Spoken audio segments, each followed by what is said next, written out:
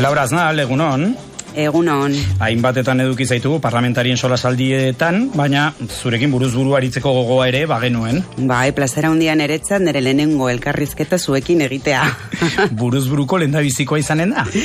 Bai, zerrenda buru bezala, bai, lehenengoa izan da, bai. Eta hemen iaia etxean bezala sentitzen nahi. Primizia moduan, salduko dugu orduan. Bai, hori da.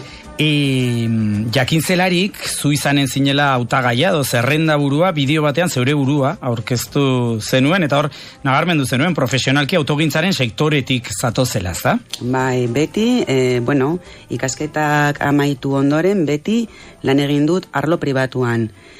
Hasi nintzen Katalunian, Bartzelonan, automobileren sektoreko enpresa batean, han egon nintzen 3 urte, eta gero itzuli nintzen Nafarroara, eta, eman ditut 20 urte baino gehiago Volkswagenen.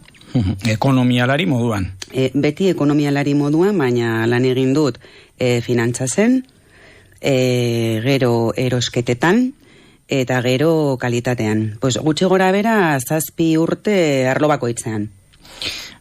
Politikarien artean izaten dira abokatu asko, irakasle zenbait, kazetariren bat, ekonomialari gutxi zeinean da lagungarria politikan jarduteko, politika instituzionalean jarduteko, ekonomia ikasketak eukitzea? Nik uste dut funtsezkoa dela ekonomilariok asko daukagu esateko nahi badugu. Ereduaren aldaketa sakona lortzea, eta, normalean dena azkenean bihurtzen da diruaren kontua, esan nahi dut, aurrekontuak, komunitatearen egoera, eta batzuek esaten dute ekonomilariak garela, ia medikuak bezala, jende osasuntsuaren txat. Oso serio jartzen ari gara, kontu politikoetan sakonki murgildu aurretik eta segituz aurkezpen bideo horrekin, zitzaidan oso argi geratu txantrearra ala mendabiarra zaren? Txantreakoa naiz, beti bizi izan naiz Iruñan, txantrean, batzuek esaten dute Antxoain dela, mugan dagoelako nere auzoa, eta hori, nere auzoa nere kalea justu. Eta esan bezala, beti bizi izan naiz Iruñan, txantrean Bartzelonara joan arte. Eta gero, itzulini, gurasoak mendabiakoak dira. Bai ama eta bai aita. Eta orain, egia da, familia osoa daukat mendabian. Baina, Iruñekoa sentitzen naiz, eta mendabia da herria. Baina, klaro, orain arren bizi naiz, Ezkabarten bizi naiz, ia, 20 urte. Eta Ezkabartekoa naiz ere. Badaukat... Nazionalitate laukoitza ongizen batu badut. Hori da. Militantziari dagokionez, noiz nola? Hasi zinen EH Bildun? Begira, 2015 urtean, proposatu zidaten zinegotxea izatea, Ezkabarten. Normalean niri betidan ikustatu zait aurrera pausoa ematea, beti eskolan, beti auzoan, beti mugitu naiz. Eta onartu nuen, egon nintzen Ezkabarteko udalean 4 urte, udal batean ikasten da asko, nik uste dut eskola hoberena dela, ez dakit, hirigintza, gizarte zerbitzuak, aurrekontuak dena oso berria zen niretzat, eta esan bezala, nik beti lan egin dut arlo pribatuan, baina beti gustatu zait askoz gehiago arlo publikoa, zerbitzu publikoak, baina alemana ikasi nuenean, hori bideratu zen denan, ere karrera osoa arlo pribatura. Eta sartu nintzen udalean oso gustora egon nintzen hor, taldearekin, ekiporekin, eta hori oposizioan, baina asko lan egin genuen, eta horrela hasi nintzen. Beraz, legealdi bat udaletxean, beste bat parlamentoan, eta horrein zerrendaburu izateko aukera, noiz nola sortu zen, nola hartu zenuen? Gure bozeramaileak hartu zuen erabaki pertsonala, guztiz errespetagarria, eta nik uste dut, Bildun uste zuten, ni oso aukera aproposa nintzela, eta proposatu zidaten. Nik pentsatu nuen luzez eta sakondu, da kriston aurrera pausoa, ez da erraza. Baina esango dizut gauza bat, horrelako ekiporekin, nik uste dut Bildun dago oso jende konprometitua, langilea, ideia oso argiekin, eta batez ere erabakigarria izan zen niretzat kontatzea Bakartxo Ruizen babesarekin, gero, Adolfo Araizena ere, eta batez ere, pues, ekipo osoaren babesa kontatzean niretzat izan da funtsezkoa. Eske bestela ez nukeen onartuko hori ere esan behar dut. Eta gainera nik daukat kriston konfidantza nigan jarri dutenengan. Nigan, konfidantza jarri dutenengan. Beraz, ez da izan oso zaila ere erabakitzea. Eta orain, pues, ilusioarekin eta gogoarekin, eta lan egitera ikusiko dugu. Eta elkarrezetak egitera, beste. Hori. Egin dezagun amaitzen ari den legealdi honen analisia, hasteko nolabait esateko, Bilduren eta PSNren arteko harremanen normalizazioaren legealdia izan da. Ni oroitzen naiz, legealdiaren asmentan zalantza bazegoela, argazkia eginen aldute mai beraren bueltan PSNeko ordezkariek, Maria Txibitek, Javier Remirezek, Bilduko ordezkariekin. Horretan geunden duela 3 urte. Bai, eta onartu behar dugu gauzak ezberdinak direla gaur egun. Bildu izan da determinantea. Haiek ulertu dute, ez beti, baina ulertu dute beste gehiengoak lortzeko, gehiengo aurrerakoiak lortzeko politika ezkertiarrak egiteko, gurekin hitz egin behar dutela. Nik uste dut, ulertu dutela, eta, ez da bat ere erraza izan, ja badakizu legealdia, gainera oso legealdi berezia, baldintzatuta, pandemia, Ukrainiako gerra, orain begira zuteak toki guztitan Nafarroan, ez da bat ere erraza izan, eta esan behar dugu batzutan, pues, ja badakigu PSN nolakoa den gai batzuekin. Hitz egin dezagun adibidez euskarari buruz, edo, ja badakigu nolakoa den. Hala ere, lortu ditugu 3 akordio aurrekontuak lotzeko, hori garrantzitsua da, nik uste dut gai asko lortu dugula, oso garrantzitsua guretzat, pues batez ere gizarte sozialak, baina ez bakarrik tokiko entitateen finantzazioa, 0-3 hezkuntzan, pentsioen arloan, nik uste dut balantzea printzipioz positibo dela. Eta, oraindik asko dago egiteko, hori ere esango dut, bai. Txibite Anderea lehendakari izan datzeko bozketan erabakigarriak izan zinere, eta gero 3 aurrekontu horiek onartzeko tenorean ere bai. Gure entzulen artean maiz errepikatzen da kontua, mezua bidaltza izkigute parlamentarien solasaldian, eta zergatik ez dute euskara erdian jarri, ezin ziteken gehiago estutu PSN horrelakoak onar ditzan, horrelako galderen aitzinean zer, Laura? Pues niri ere iristen zait horrelako galdera mota, baina, klaro, ni beti esaten dut berdina, gu 7 gara, parlamentuan 7 gara, eta gobernutik kanpo gaude. Esan nahi dut, PSN-ren jarrera euskararekin, ja, ez da berria. Guk genekien ez zela batere erraza izango, baina esan nahi dut argi eta garbi, geroa bai, gobernua beran egonda, ez du gauza asko lortu, pues pentsa gurekin zezaila den. Esan bezala, adibidez, euskararen inguruan bai lortu dugula gauza batzuk, helduen hezkuntzaren inguruan, doatasunaren bidean jarraitzeko, gero pues, euskarazko komunikabide medioak finantziatzearen inguruan, baina ez da batere erraza. Eta guk saiatuko gara benta berriz, gehiengoak artikulatzea hori aldatzeko. jarraitu behar dugu saiatzen. Bestela, bueno... Datorren legealdira begira, galdera izan daiteke, ez da, honetan gobernutik kanpo egon zarete, errepikatuko balira antzeko emaitzak, panorama antzekoa izanen balitz, eskatuko zenukete, gobernuan egotea, edo hori ez da helburua?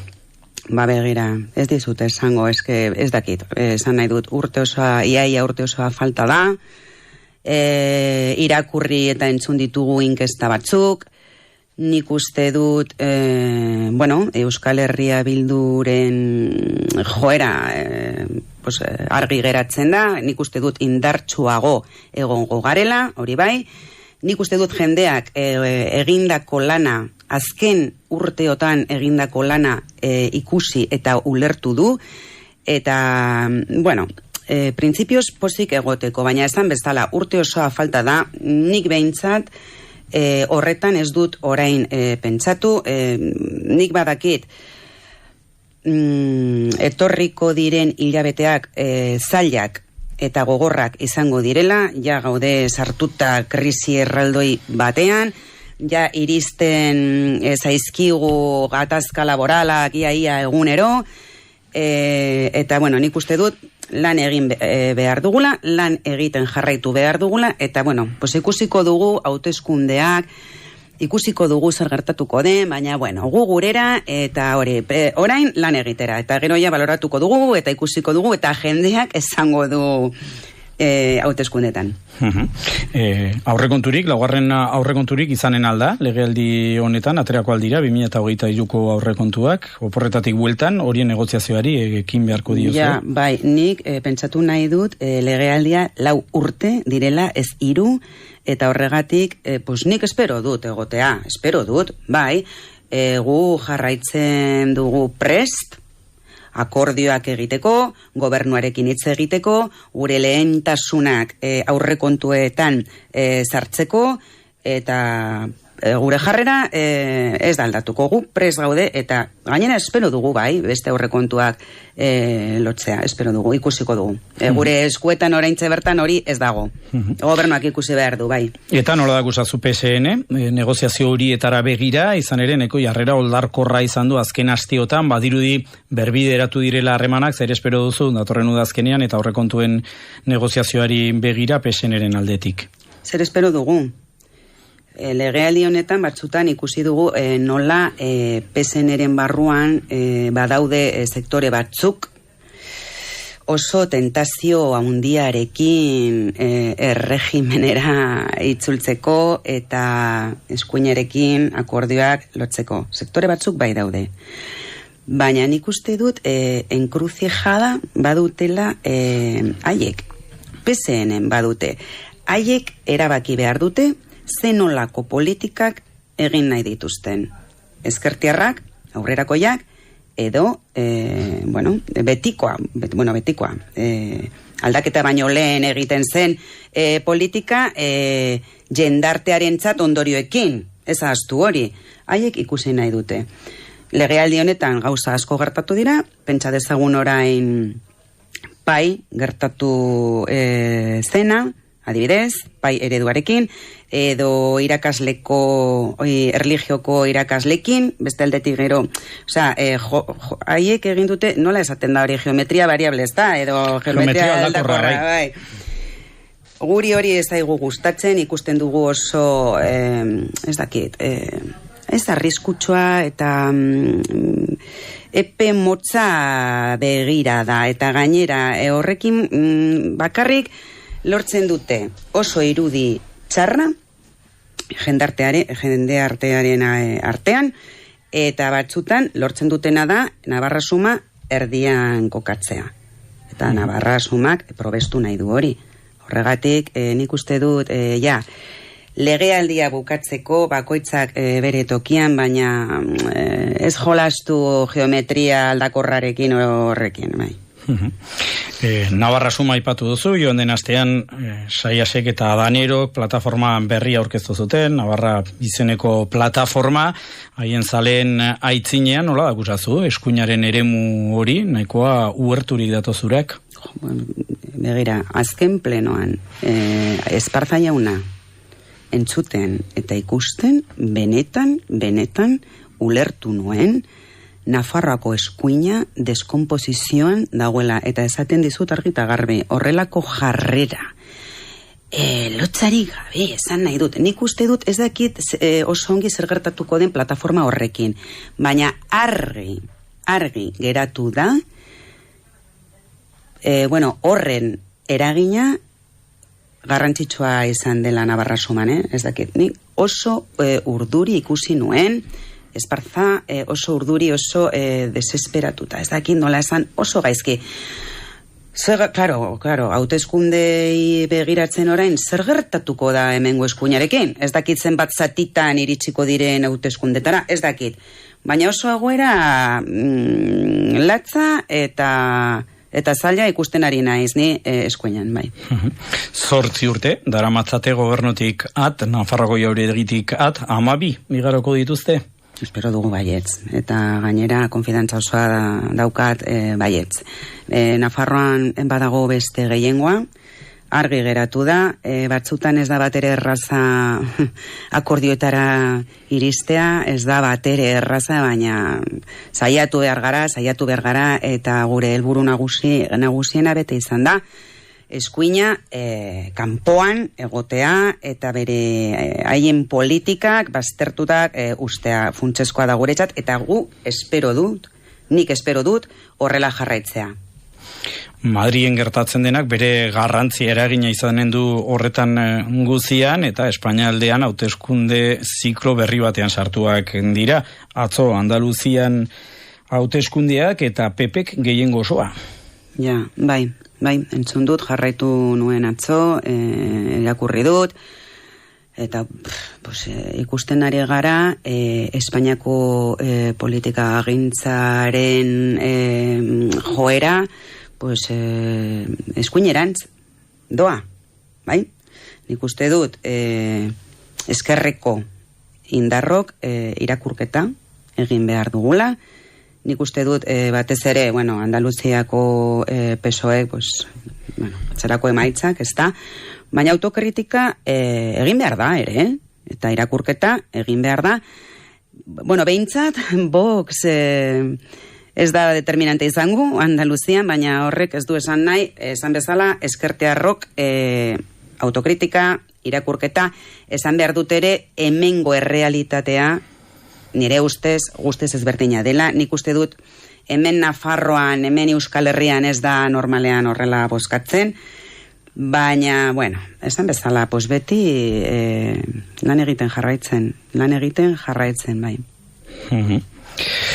Horre, hitzein dugu PSN, hitzein dugu eskuinaz, aipatzeko ditugu, batetik geroa bai, eta bestetik oraintxe batera aurkeztu dutela, jakinarazi duten ezker estatalistako kideak. Geroa bairi dagokionez, nola ikusi duzu gobernuan, foru gobernuko partaide bezala? Baina, zer egin du legealdi honetan, diozu? Gai. Nik ulertzen dut, bere papera, ez da batere erraza izan arlo batzuetan, baina nik espero nuen gehiago benetan, adibidez, komentatu dugu euskararen egoerarena oso larria dela eta oso kritikoak izaten ari garelagu, eta guk espero genuen pizka bat gehiago adibidez horrekin. Aurrera pausok ematea, baina justu kontrakoa gertatu da, joan gara atzera gaiarekin, adibidez horrekin. Eta gero esan bezala, batzutan, gu Euskal Herria Bildu izan da determinante lege batzuetan oso garrantzitsuak, adibidez, aldaketa klimatiko eta trantsizio energetikoaren legean, tokiko entitateen finantziazioaren legea, etxe bizitzaren legean, baina batzutan ikusi ditugu desadostasun oso handiak osatzen duten alderdien artean, haien artean, geroa bai eta PSN-en artean, eta batzutan eraman dituzte legeak parlamentura adostu gabe. Nik uste dut interes partidisten gainetik beste begirada bat izan behar dugu, epe luzerako begiratuz eta interes partidista horiek batzutan alde batera utzi behar ditugu bestela, esan bezala, Navarra sumaren mesedean izango da. Oso denbora gutxi geratzen zaigu, goizeko 10:00 eta kontu politikoak bazterrean utzita, edo ez nondi behiratzen zaion gogoeta eskatuneko genizuke suteen inguruan, azken 10 suterik handienak pairatzen ari gara Nafarroan, azken egunotan, horren inguruan, zein iruzkin, Laura? Zuntxegarri, mingarri, oso latza egoera begiratzo, mendabiatik itzultzen, autobidetik ikusten zena, dena beltza, dena erreta garezen inguruan, obanozen inguruan, eta bueno, lehen bailen, pues dena itzaltzeak lehentasuna izan behar da, dena, bukatzea, gero hitz egingo dugu arduraz, gero hitz egingo dugu ondorioaz, gero egingo dugu kritika, orain konpontzeak izan behar du lehentasuna.